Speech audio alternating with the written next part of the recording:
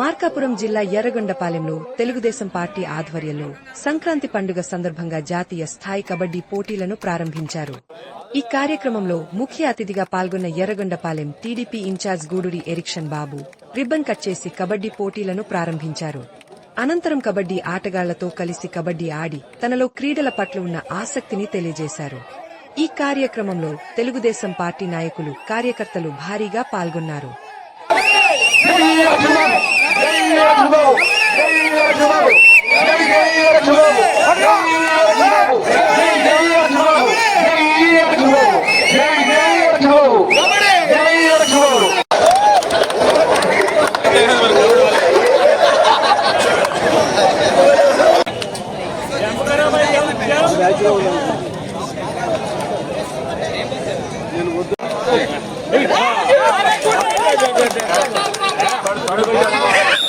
చిన్నప్పుడు మనందరం కూడా చదువుకునేటప్పుడు పిల్లలు హై స్కూల్లో అదేవిధంగా పాఠశాలలో కానీ కబడ్డీ ఆటలాడుతూ ఉంటాం.